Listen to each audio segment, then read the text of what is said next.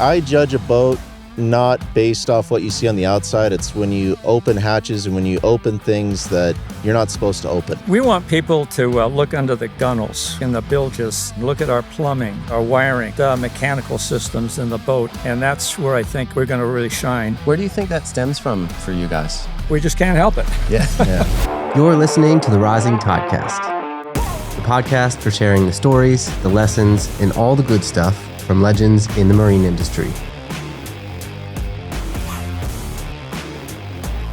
Welcome back to the Rising Podcast. I'm Steve Govil, and today I'm in California, sitting across from a father and son team who did something almost nobody in this industry gets to do. They built a legendary boat brand, sold it, and then went back into the desert just down the road from where it all started and did it all over again. And Mike and Barrett Howarth are Mag Bay Yachts.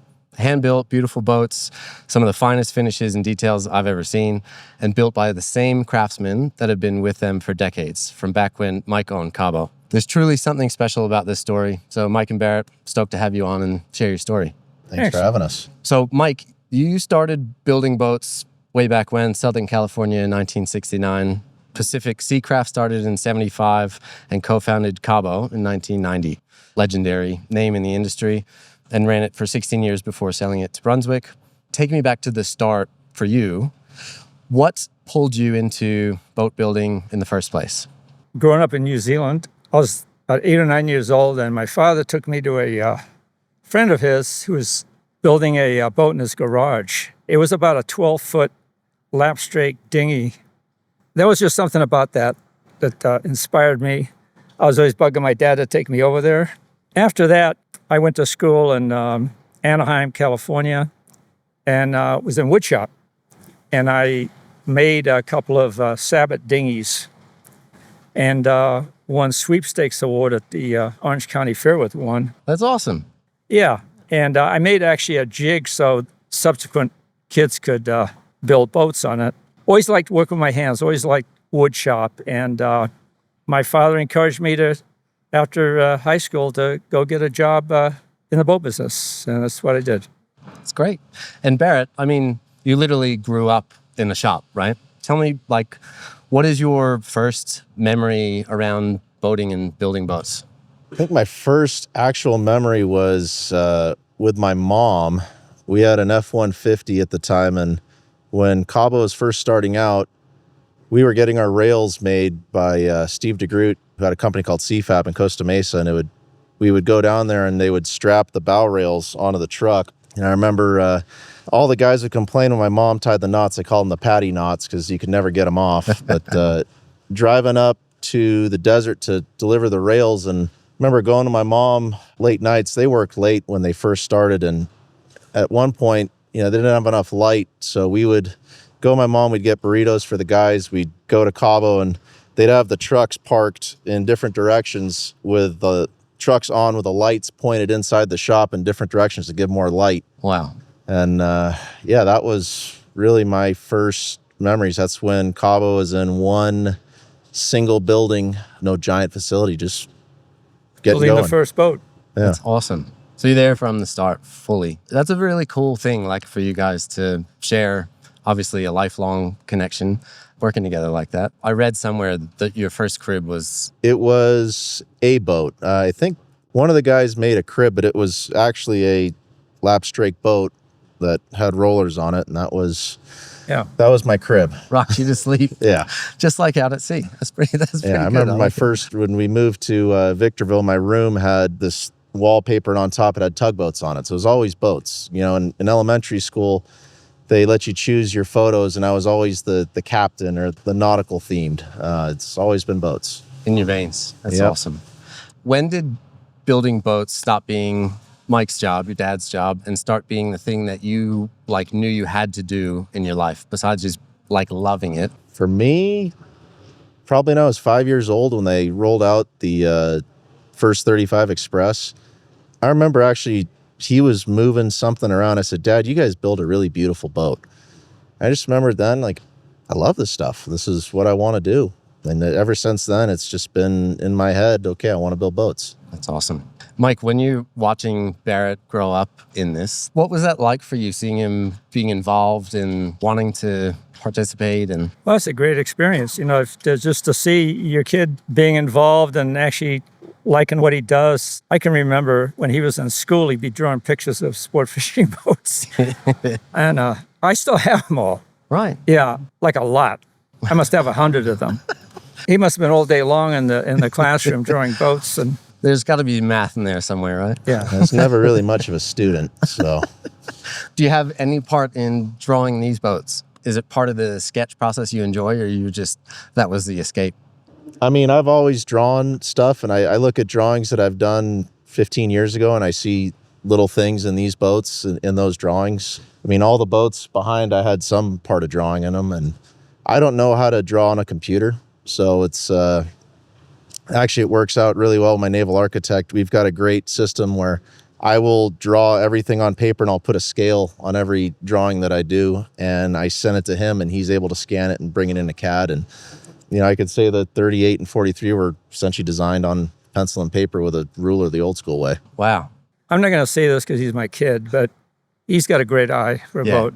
How essential do you think that is? Like, obviously owning the brands that you've done, and now you guys having this. It's super critical to have an eye. And, if you're building a boat, you might as well build a boat that looks good and functions well, because it's going to take you the same amount of time to build that cherry-looking boat that does everything you want it to do against something that doesn't.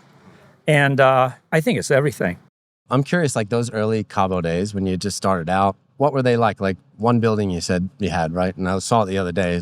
There's quite a few buildings from when you left. Well, we started with myself, my partner, and one employee. We had a simple goal. We were going to try to build the best sport fishing boat you can buy. And it took us about 1.5 to 2 years, I think, to tool up the boat. And this is actually when CNC wasn't the forefront. We actually lofted the boat out and hand built the plug. Right. And planked it and then fiberglassed it and sanded it all down. That's how things were done back then. And we've always specialized in making our own tooling and making our own molds. And it was a long, long process. We had, a couple of different brands that we had our eye on, that were popular brands out there that we knew we could build a better boat. And that's what we were focused on. And so Cabo got a lot of recognition. What is it that got you to the place of being at the top of the industry with Cabo? I think just looking at the little details. I mean, I think that's the details of maybe what sets us apart, like the amount of custom hardware on our boats, the fit, the finish, the attention to detail, every single screw slot's lined up. I mean, you don't have to do that, but we just can't help it.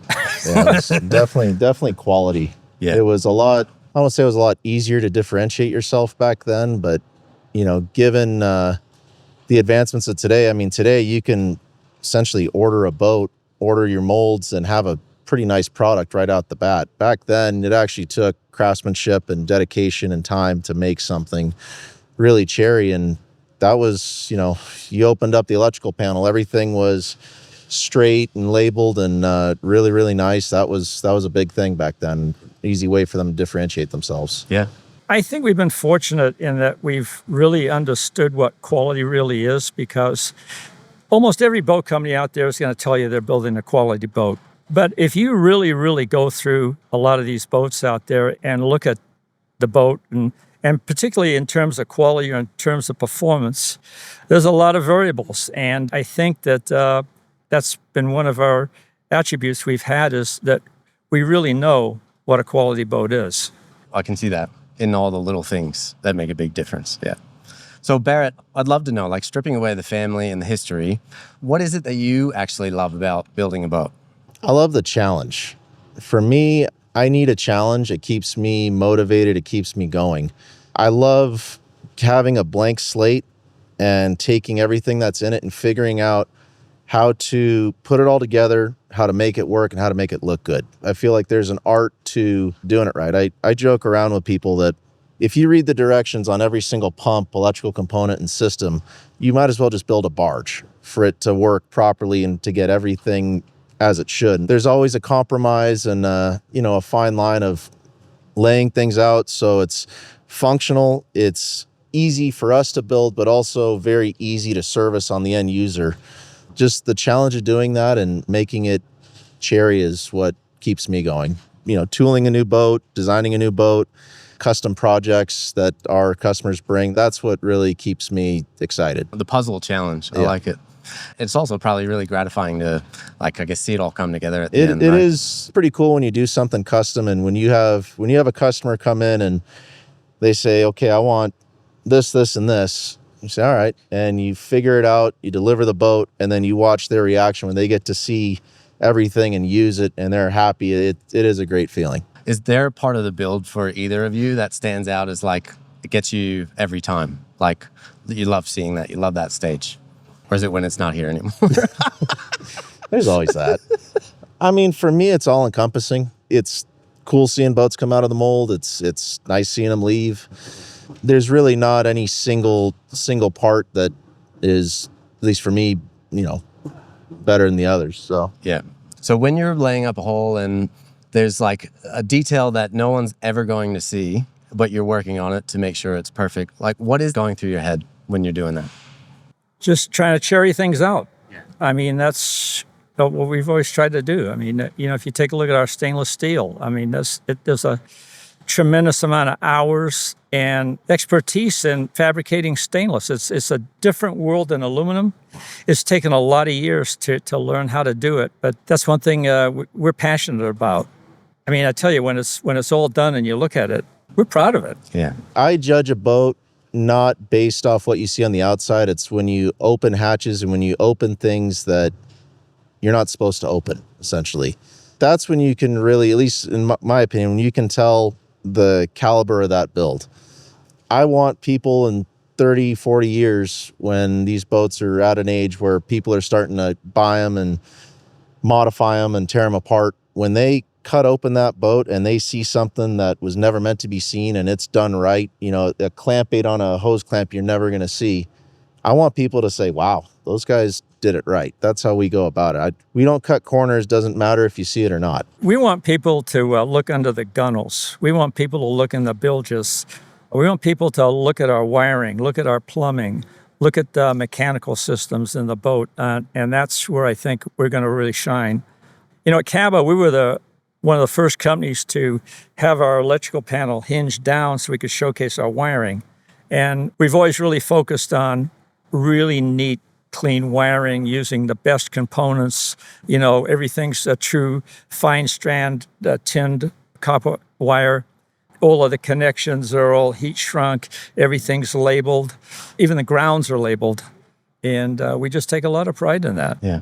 Where do you think that stems from for you guys? We just can't help it. Yeah. Yeah. For me, it's just following what I learned. Yeah. So. Yeah. Just in your blood. I love that. Cabo was a huge part of your lives, like we talked about, something special. When you started it, what did the team look like? And by the end, how big was the crew? Well, we started out in a garage behind a Mexican restaurant.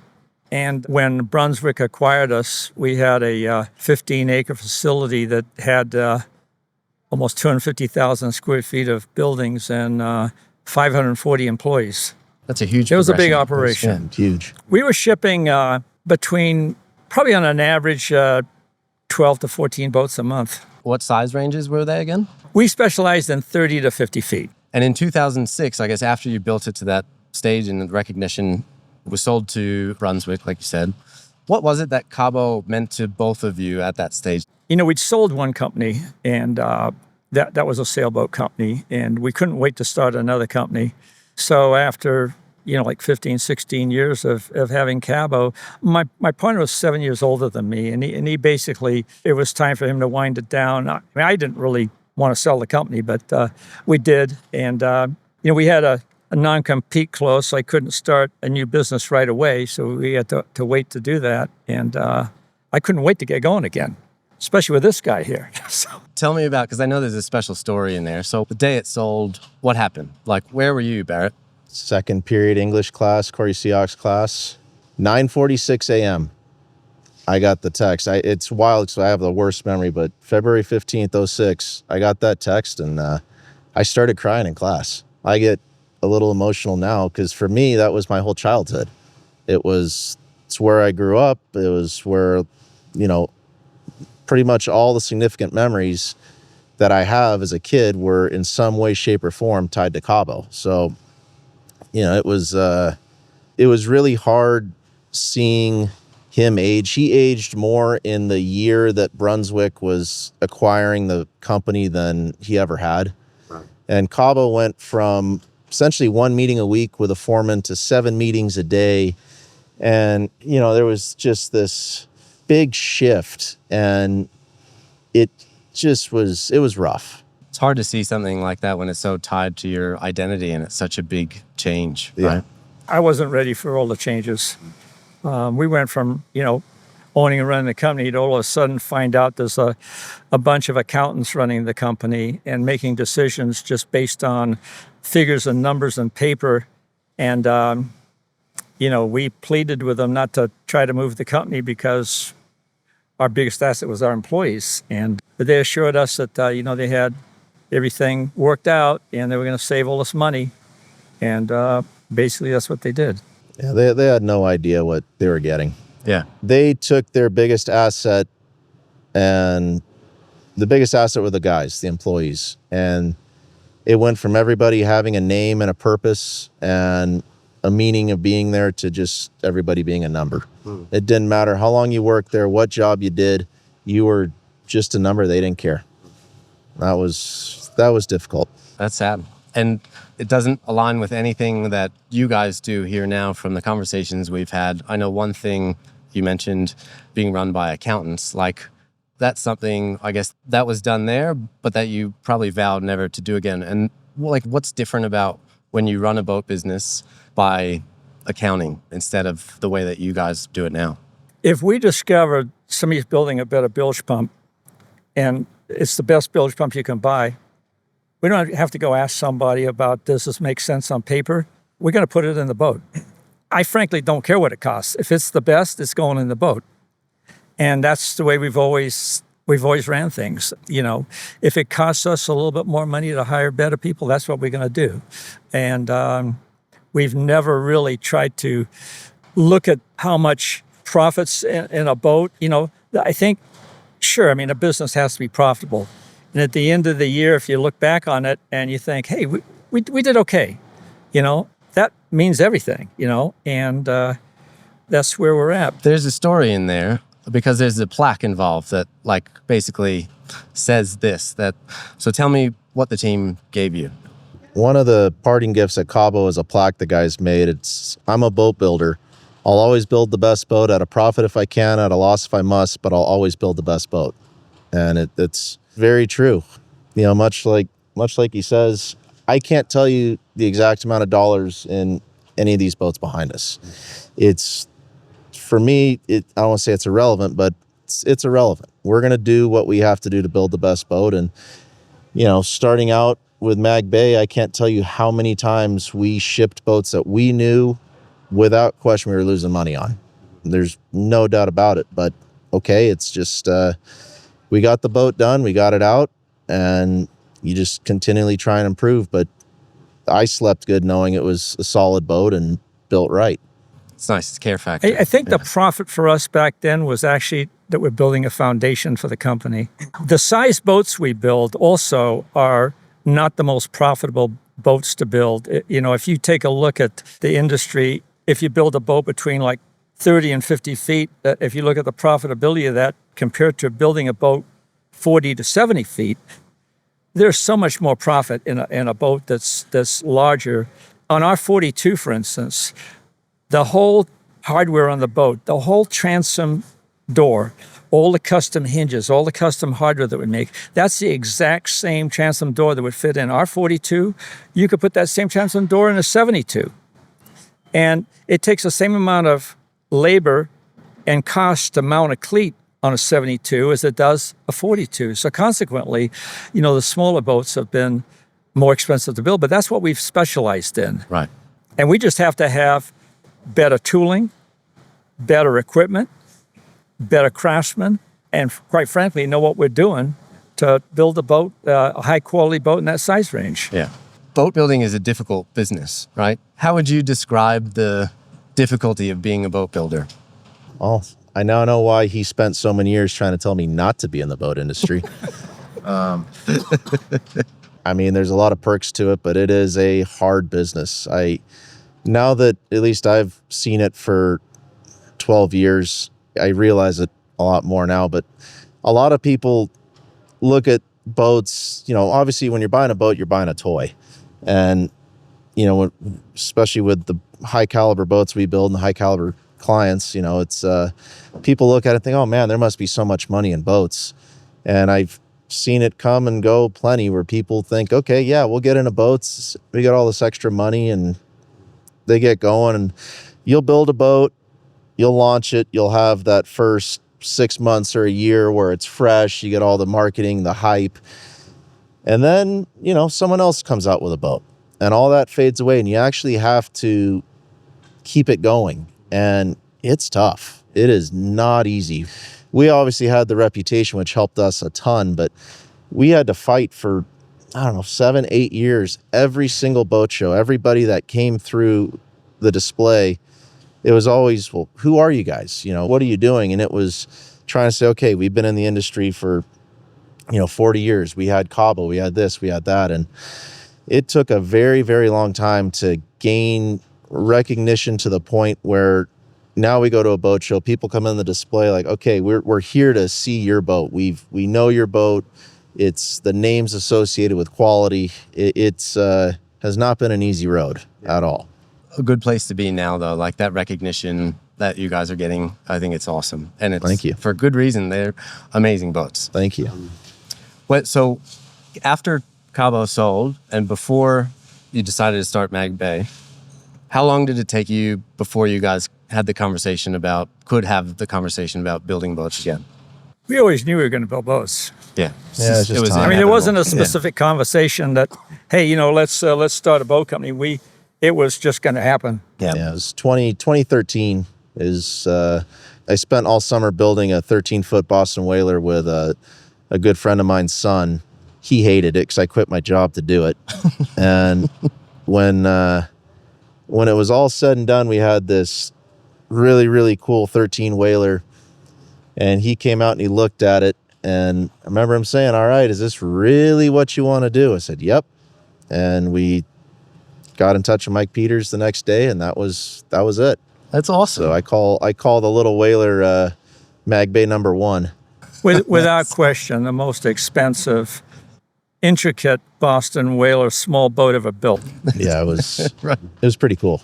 You've definitely carried that into the bigger ones. It was cherried up, boy. Let me tell you. You could run the thing with an iPad. It was Oh wow. yeah, it was pretty Yeah. It was pretty cool. When you're doing that at that stage, the next day you decide to call Michael Peters. Like, what was that call like for you guys? Like when you're like, okay, we're doing this. Like, take me back to that phone call, because that's a very pivotal time in the journey. Mike Peters is like a friend of us. I mean, at Cabo, I think he designed the last 4 or 5 boats for us.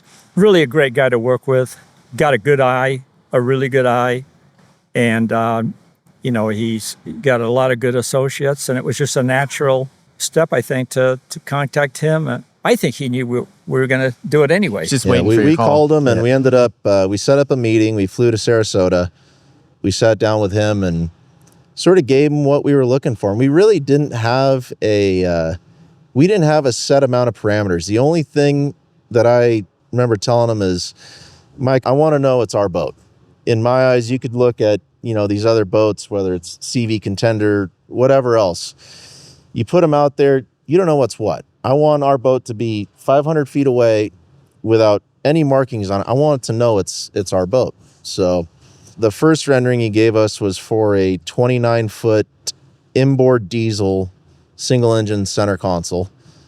I printed drawings of that out, and I went to Fort Lauderdale, 2013, walked around the show, showed random people, like, what do you think of this? And I was like, oh yeah, it's pretty. We don't want the diesels. So then went back to Mike, said, all right, ditch the diesels, make it bigger. So then the second drawing was a 32-foot twin outboard cuddy. Same thing, went to Miami, walked around the show with his paper, showing people, what do you think about this? And they liked, get rid of the cuddy. So I remember flying back to meet with Mike. He didn't come with me. And we're sitting there, we're making tweaks, and we went to lunch. It was Mike Peters, Bill Ganner, and I. And Mike's eating, and he puts a silverware down and said, "Do you want steps?" And at the time, his step hull was, he had a gentleman's agreement with Invincible, and that was the hull to have. I said, "Hey, Mike, I'm not going to ask you, but if you're willing to give them to us, yeah." And we finished lunch. We went upstairs, and in the span of 4 hours, it was 4 hours of Mike, Bill, and I just putting our heads together, and we had our 33. And that's how it started. So off to the races. Stepping back 1 second, before you decided this, I read that, Mike, you knew how tough it was doing this. Were you in support of Barrett at the time of like wanting to get back into boat building? 100%. You were in support. Awesome. Were you looking forward to doing this together again? Like, because that's a pretty cool element of all this. Well, I just missed having Cabo and building boats, and that's what my passion. And I couldn't wait. Yeah. He was building homes, and I mean, he was doing stuff to pass the time, but he wanted the family back. You always knew. Yeah. Well, so that's a great point to, I think, bring that in. So tell me about the family. Like, so you guys decide to start Mag Bay. You get the drawings. When does this become a real thing? I literally was getting phone calls, I won't say every day, but for sure every week from past employees want to know, "Hey, Mike, when are we going to get back to building boats?" And, we had some just absolutely incredible employees. And that was a big motivation too, for us to continue, because we knew we had such a great group of people. I had an industrial building, and I had it set up with a, overhead crane and a lot of good woodworking equipment and everything we basically needed to start tooling with some really, really good people. 2 guys, Poncho, actually 3, Poncho, and Nick. Poncho Centeno, Poncho Saldana, and Nick. Yeah. And I, and it was the 4 of us for the first little while. 4 of us did the hull plug, and word spread like wildfire. When guys figured out that we were doing boats again, we had a lot of guys coming in, and a lot of the employees were still here. So they wanted back in. What is about this place and you guys running it that is like a magnet for the team that you had? We've considered our employees family. Literally. It's, you're out here working with them, hands-on. And you get to appreciate what they do. You get to thank them for what they do. And that means a lot. We let them express themselves, and they take a lot of pride in their work, and they love showing it, and we love embracing that. And we try and create a welcoming and fun atmosphere over here. And I like to think we're pretty relaxed on a lot of things, and we want the guys to have fun. Yeah. And it's, at the end of the day, we spend more time here in this group than we do with our families. So it's important to have a good dynamic. Where does the team fall on the meaningfulness of what you do? Everything. The whole reason we're here in this lovely state to do business in is for these guys. California is about the last place you ever want to be doing business in. We have the worst regulations. It's ungodly expensive, but it's where these guys live. And I would take this group of boat builders and I would put them up against any boat group in the world. And I tell them all the time, they don't get to see, obviously, what I've been fortunate enough to see going to boat shows. But, when we won the Best in Show at Lauderdale for our 38, being able to come over and say, "You know what, guys, we just put our product up against everybody on the biggest platform in the world, and you guys came out first. And that's all you guys here." That was very special. And unbelievable. That is awesome. It really drives home what we do here, and they have a lot of pride. They're very proud of it, and we're proud of them. And it's the guys are everything. We're a small company compared to a lot of these people that show up every year at Fort Lauderdale. And there's some giant companies in the world of boat building. And to think that we won that award, it was just, that was an incredible occasion. It really was. Yeah. What did you guys see change in the business at that stage? Our dealers, for instance, and our group of salesmen, what a big boost that was for everybody. It was just a great thing to happen to our company. That was the first time we'd ever been recognized for anything. We'd had some recognition, but we'd never won any awards or, anything of the sort. So we had a brand new name, so a lot of people weren't really familiar with what we were doing. And it was a bit of justification, and people did react and respond to it. I mean, that show was a very busy show for us, and we had new faces come in, and it sort of at least for me, it cemented, okay, Mag Bay is here to stay. It's not a company that comes and goes. We're here. We're doing something right, and we're on to something. Yeah. And speaking of that too, taking me back to when you started to bring the band back together, how did those calls go? So you started with 3 guys in the shop, in the warehouse. And then, like, what did you say to them? Like, hey, we're actually doing it. Come build with us. We've got this vision. What did you guys say on the phone to them? We didn't even have to make calls. Yeah, they're coming by. Hello. It was to the point where we had some really, really good guys coming in.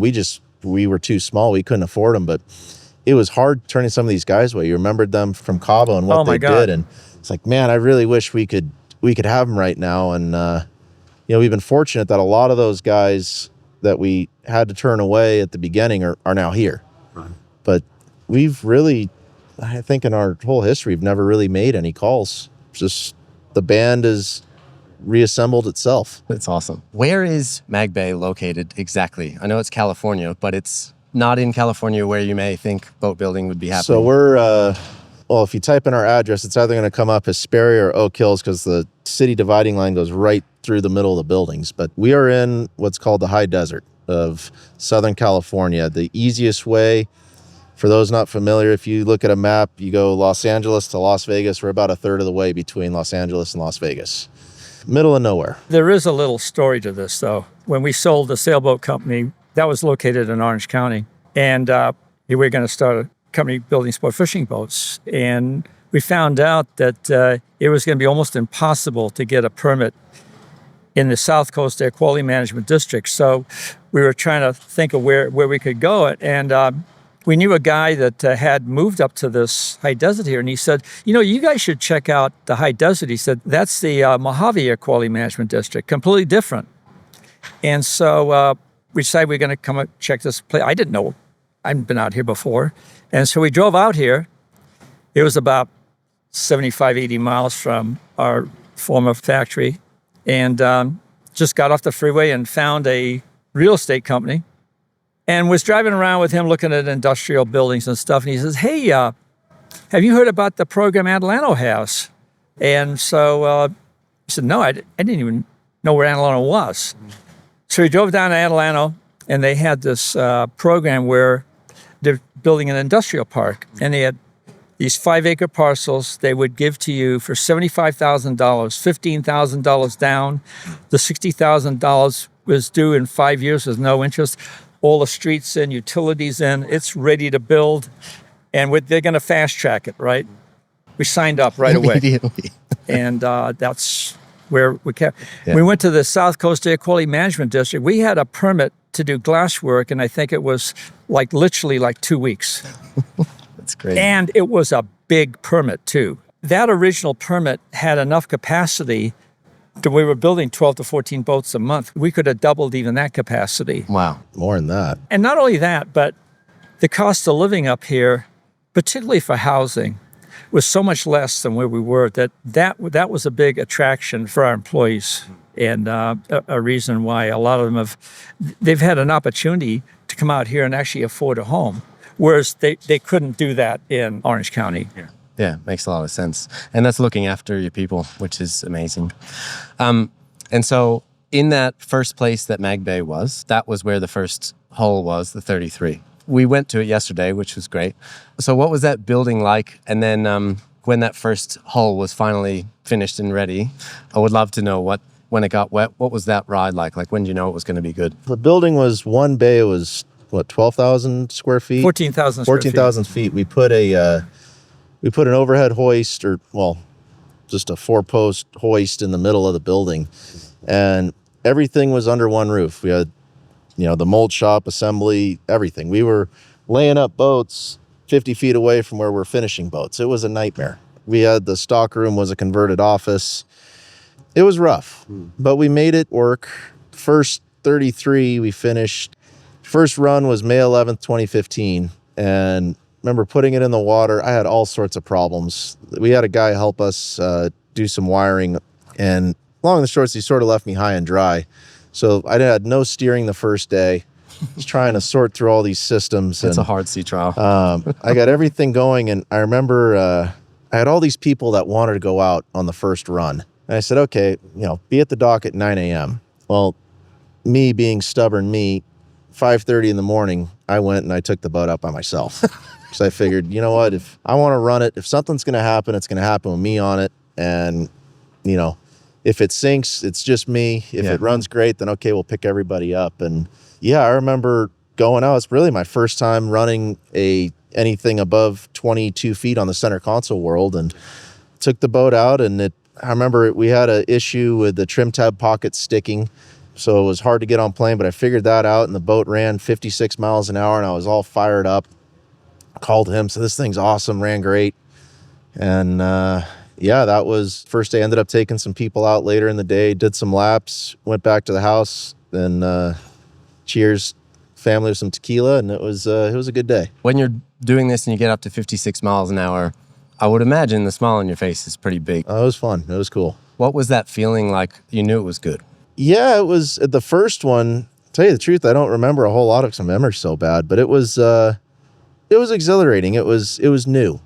You had this little hot rod of a boat, and especially in our town in Newport, there's not many big center consoles. So it was, right. You got this cool rig. It was a great feeling. Definitely head turner. It was fun to get to know the boat. It's cool. And so I know you guys learned a lot from that first one to where we are now. What came next and what changed with it? Because I think that's also like a big part of boat building, right? It's iterating on little things to make them incrementally better, especially when you're so focused on details and all that stuff. Late last year, we were able to bring the second boat we ever launched, second 33 in here. A good friend of mine got it and put some new motors on it, but it was cool to open up all the hatches and look at it, and where we are now versus where we were then are two completely different areas. You had to be Houdini to work in a 33. There was stuff shoved way in the back of the bilge. That was a nightmare to get to. It was really not a fun boat to work on. And yeah, we learned a ton. It was, we did the best job we could at the time, knowing what we knew. And it was through the years of fixing things and having to, tear stuff apart to get to it. You learn that's not how we do it. And we've definitely graduated in a huge way. What we're producing now, you can actually get to it. You can work on it. It's easy to work on it versus then. I know the 33 and 42 were Michael Peters' designs, right?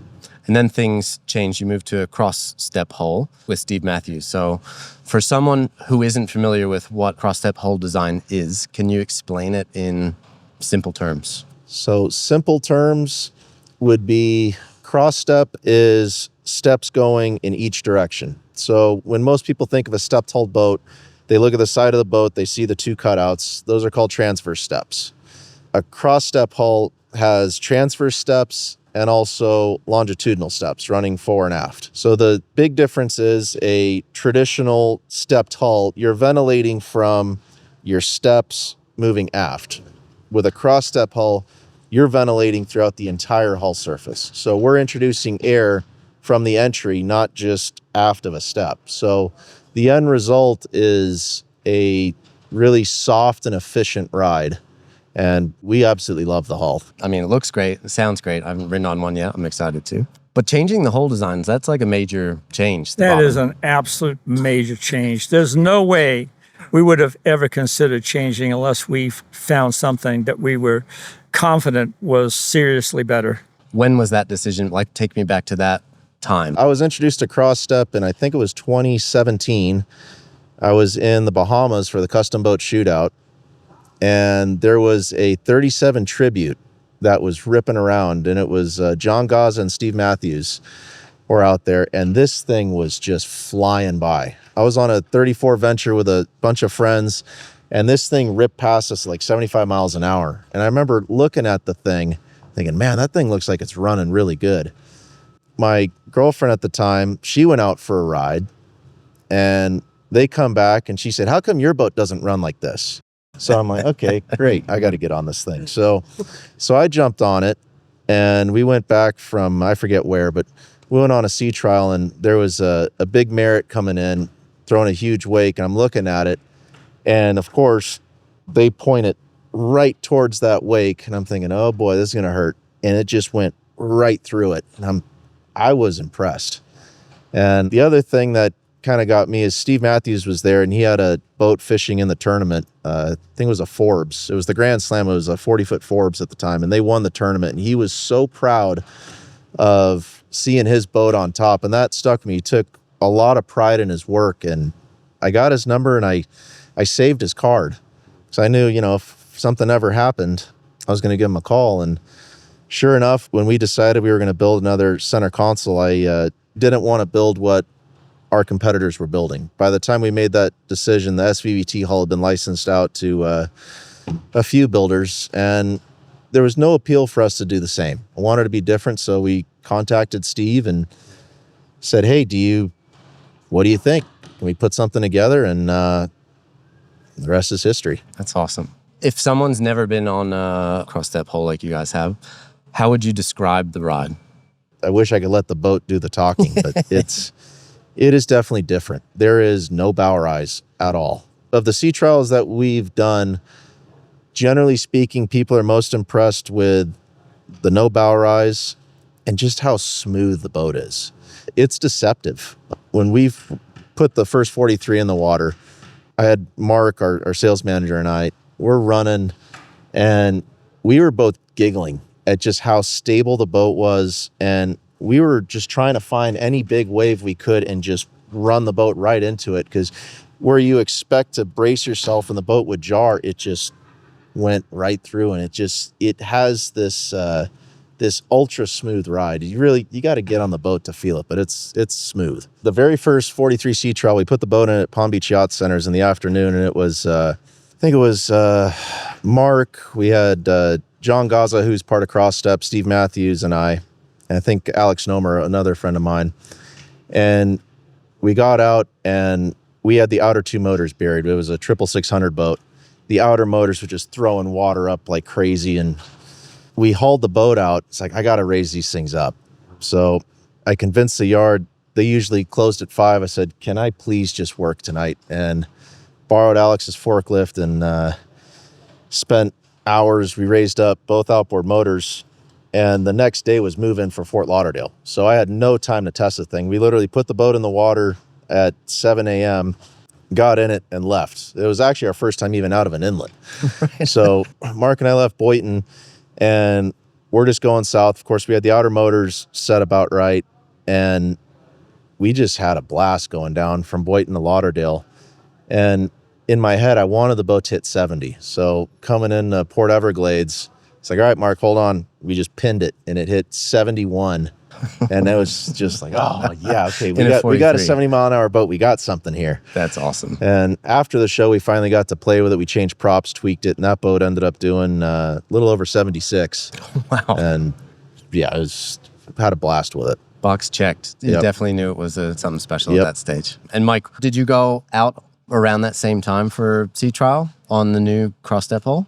I've been on the boat, but look, when I have this guy that knows how to run a boat so much better than me, I'm happy being here back in the factory doing my thing. Well, his first run, I took my parents out. We brought Hull 1 back to California, and we were in Lake Havasu with a boat. And that was their first time on it. And I literally said, I'm going to give you a sea trial, sort of how we do our sea trials. And, brought it up real slow, had the boat on plane at, 13 miles an hour. And then I said, okay, I brought it up to about 60. And I said, all right, you ready? Hang on. And I did these really hard turns. He's in the back, and I just hear him go, holy shit. And he had a big smile. My mom was sitting there, buried to the seat. And I said, this is what this thing can do. And you haven't really been on That was enough. All I can much. tell you is it's an incredible boat for Lake Havasu. Yeah. Well, yeah. That thing just mows right through everything, That's awesome. Incredible boat for anywhere. Yeah. So tell me, what's the lineup now? Like, what have you guys got going offering-wise, and then what's coming? So right now we have a 38 and 43 center console. We just cut up the molds about a week and a half ago of our 33. because we are coming out with a 32, which we were hoping for late this year. In all reality, it's going to be early next year. Yeah, it's 32 on paper, but the boat's pretty much a 33-footer. And I think the big difference between the 33, our old 33, and this new boat is what, the 3 motors? There's that. By the numbers, it's smaller. By volume, it's bigger. So our 33, we had a lot of tumble home. We had a lot of shape in the hull, especially in the cockpit. And we had a really, really small cockpit for the size of the boat. It came in a lot. We changed that completely. It's a completely fresh, all new design. There's nothing from the 33 going in the 32.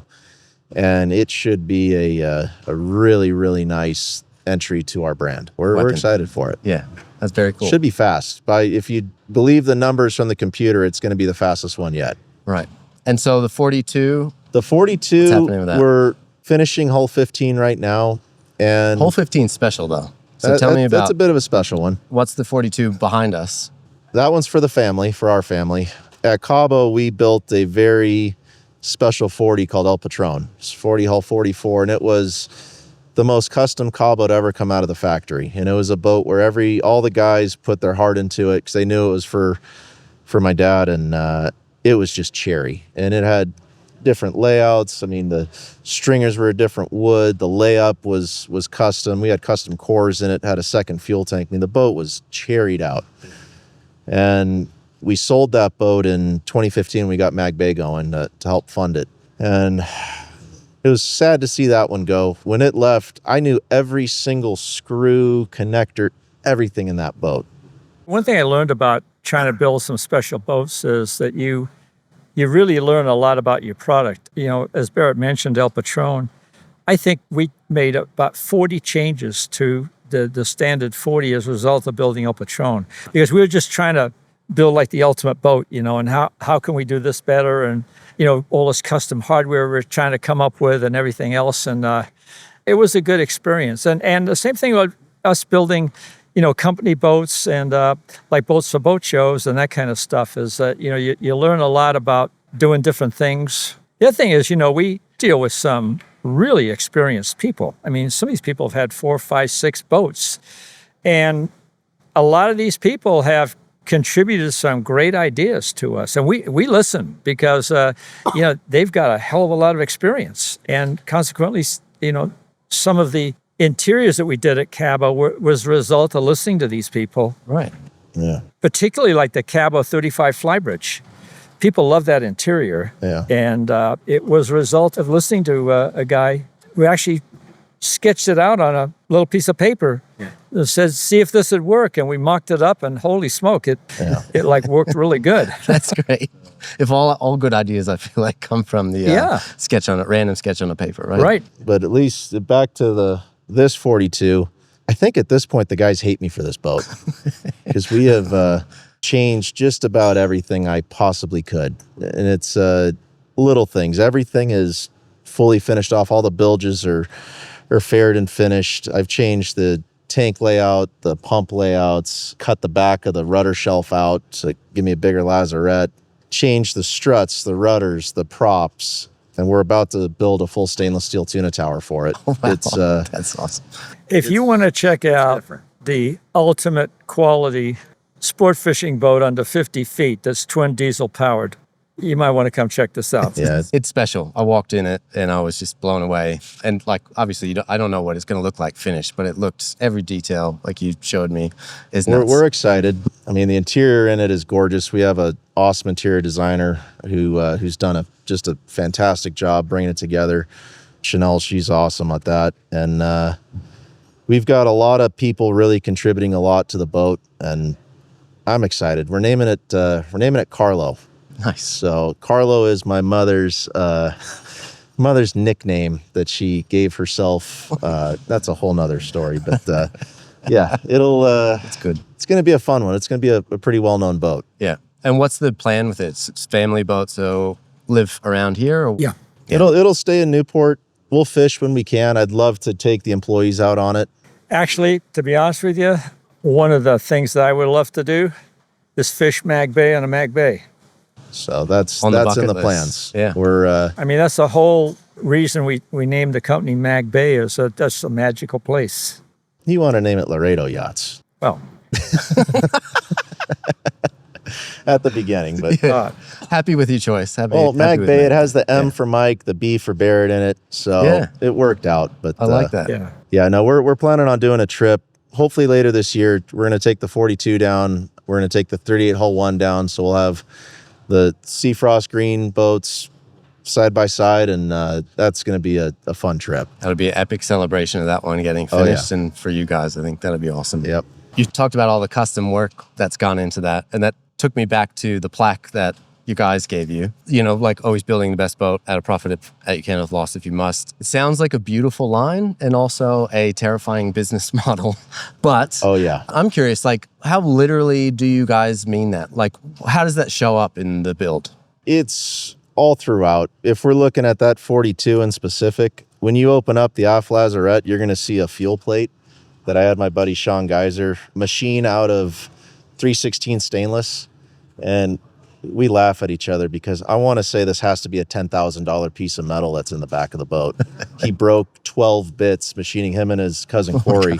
If we followed the model of building that boat, we might as well just close up shop because it just doesn't make sense. But I remember at Cabo, we're building our first boat, actually a 35 Flybridge. And I'm trying to find some hardware for the back cabin door. And I found this Italian lock set, ordered one and got it. This thing is absolutely beautiful. So he put it on. I remember Henry come up to me one day and says, "Hey, Mike, how much was that lock set that you got? Because that thing was really nice." So it was $1,200, Henry. I don't think anybody had ever put a $1,200 lock set on a 35-foot boat before, but that's what we do. And why did you do it? Because it was a really, really cherry piece of hardware, and it was the best, you know? That's what we always tried to do. Yeah. There's also something you told me about all the tooling and stuff that you guys do all in-house, but also that if there's a part out there that isn't good enough that exists, you guys will just make it, right? we'll try, So what are some of those things that you guys do? We like to do our own tooling for a variety of reasons. One is we learn so much about the boat in building it. You know, when we are constructing a plug, which is what you actually build first to make the mold from, we can take that plug and look at it and think to ourselves, is there anything we can do to improve this? You know, and we're always making changes, adding a little bit here, making this hatch maybe a little bit bigger, or moving the hatch, making it more accessible. And you learn so much about the boat rather than having a truck pull up one day and you're offloading these molds. That's a different world. You know, I mean, if you want to build something really special, you got to, I think, put the time and effort into looking at all the details, making sure that design is absolutely as good as you can make it. And if you want to build a boat of this quality, you have to build and you got to have the confidence in yourself too to build the tooling, especially today. You know, there's a lot of competition out there and companies that specialize in tooling. But I think with our boats, we probably almost have more molds per model than almost anybody. Wow. Yeah. And no CNC, really. Well, it's small Limited. CNC, right? Well, yeah, we do CNC on the small parts, but on the big parts, so like our 32 hull plug, we had the actual plug machined by an outside company, but we come and we finish it and prep it and make the molds ourselves. We do it the old school way. You know, the modern way, and, you know, by far the most cost efficient way is to obviously do it on a computer now. And, you know, we need to make that change at some point, but there is something to be said for getting a plug and actually touching it. I work with my hands. I can't do a computer. So you touch it, feel it, figure out where it's going to go. And, you know, that's how we've always done it and how we're still doing it. Love that. In a very saturated center console market, and I think premium quality gets thrown around quite a lot. What does it mean here that it doesn't mean anywhere else? I don't really spend any time thinking about what other people are doing or you know, what their sales are or anything. I think we're just focused on what we're doing. And you know what? We feel very fortunate right now. I mean, there's a lot of companies out there right now that I won't say they're struggling, but it's not the easiest time to be selling a luxury product when you know, there's interest rates have gone up, there's a war going on, there's all kinds of stuff happening, you know, and it causes people to put the brakes on a little bit. There's a lot of hesitation, but you know what? We work 10 hours a day. We're working overtime Friday, and a lot of guys are coming in for like half a Saturday. So, and we've got a lot of boats on order, and we feel very, very fortunate. I mean, everybody on the high end always touts quality. It's what everyone says. Oh, we're the highest quality. We're the highest quality. And every brand has its strengths. For us, it's, you know what? Let the boat do the talking. One thing I always say is a lot of companies, they build a boat 98% of the way. They get it, you know, great finished work. Everything works. Everything looks nice, ergonomic. But it's the little things. It's what are you going to see when you don't just open the hatch, you pull the whole thing apart. Is every hose clamp going to have a clamp aid? Are the screws straight? It's just the little tiny details that really have set us apart. And I've found that a lot of our buyers, they recognize that little bit OCD, that little detail. And it's the little details that may seem insignificant to some. They're huge to a lot of our clientele. Anybody can go build a quality boat, but it's just the little that going the extra mile that we have the ability to do as a small family company versus a larger company with schedules and timelines and so forth. And that's really what sets us apart. If you take a look at, there's one part of our boat, the gas spring brackets. You know, it's a real insignificant part of a boat, really. But if you take a look at the gas spring brackets that come with the gas springs, they're terrible. And so we decided we're going to manufacture our own gas spring brackets. So instead of having this cheapo little bent piece of stainless that they ship us, we cut out a piece that's like 3 inches, 3 times bigger with 8 screws that hold it in place. And it's a nice piece of hardware. It's a custom piece of hardware. And if you look at our boat, all the gas springs have custom hardware on them. I don't think you're going to find that on almost any other boat you look at. But maybe it's an insignificant detail, but you know what? It's just part of what we do. That's huge. Things like that. Is that learned from experience, from it failing on a different boat? Or is that just, hey, we foresee this as being an issue or this isn't up to our standard, we're going to fix it before it ever does? A little of both. Little of both. Yeah, when something breaks, you learn. And that goes, not just for hardware, that goes for anything. When you learn a lot when you are in a situation.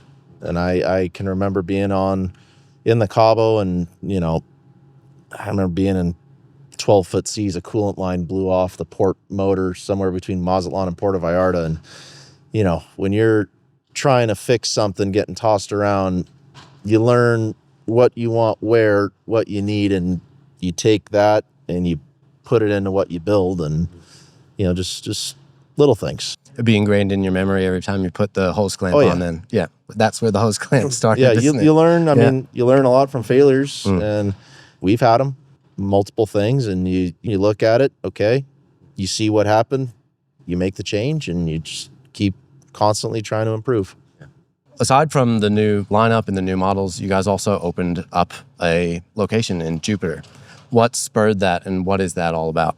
We realized that our biggest market was South Florida, and we wanted to make a change. We had representation out there, and we just said, you know what, we're doing a lot of the work ourselves. We had made the relationships. Essentially, we're doing the majority of the work, so might as well just bring it in-house. And it gave us essentially a storefront and a place where our customers could go lay out their boats, allowed us to have a little bit more infrastructure out there and bring it all in. Yeah, it's true. I mean, you've got the 2 biggest boat shows that we participate in, and they're factory shows. Regardless of whether we have a dealer or not, we're the ones that put the show together, send personnel out there to put the boats in the show and set everything up. So that was a consideration. And then to be able to have control over that area, which is probably the best area for selling boats in the United States. I mean, there's more boats sold in that region of Florida than any other state. It's a very, very important area, and I think it's a really good move. It's great. I love the West Coast to the East Coast. So now having a location there, especially service and things like that. Yeah. No, it's been awesome so far. It's a rocky start, but now that we're going, it's been great. I mean, the passion is there for both of you, right? But in 10 years, where do you want Mag Bay to be? What do you want it to be known for? For me, build the same quality, just continue to stay at the top. I don't want to lose sight of our roots, and I'd like to see the company grow. I'd like to see us have more models. I'd like to see him take more time for himself and enjoy life after working in this industry for so long. Do you think you can stop building boats, though? No. I mean, I gathered that from earlier in the conversation. Yeah. My passion is to build the best. It's just really simple. I mean, that basically sums it up. You know? I don't have a 10-year plan written out. It's just continue to look at the market, examine what's there, what we can do better, and just build it. What's the best part about doing this together, father and son? I mean, it's working with him. Our family's never been one of the affectionate types where it's every phone call I end it with "I love you," but my dad is my best friend, and I could never quantify how much he has sacrificed and how much he has done for me. And I could never repay him for that.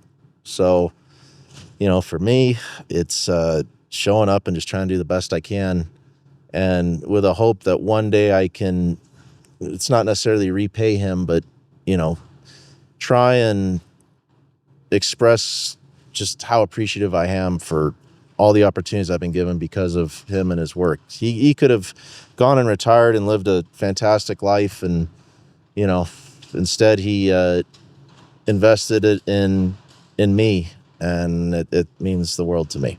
So, You know, I spent 2 weeks in my early life trying to work with my father, and it was hopeless. It was like oil and water. yeah, I my mean, grandpa was we rough. just did not think alike. It was not good. And I told myself, you know, if I ever got into a business with Barrett, I don't want that to happen. So, hey, has it been easy? Not every day. But I see the effort and work he's put into this, and I get emotional. Yeah. It's been a journey. Special. Yeah. Yeah. And how good to have that common thing that you guys both love be the thing that you get to see each other every day, right? Yeah. And you get to do things and build this really amazing thing together. And now that, you know, it took a lot of years for us to figure out how to work together. And I'd say now, I mean, we're about as good as it could be.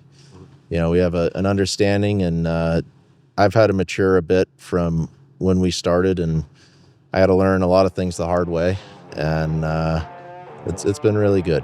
I'm happy for you guys. Thank you. Mike, Barrett, awesome. Thank you so much. This was really great. Well, thank you. Yeah. Your story is really special. Like it really is, and about a lot more than boats. I'm grateful for you guys letting me tell it. Absolutely.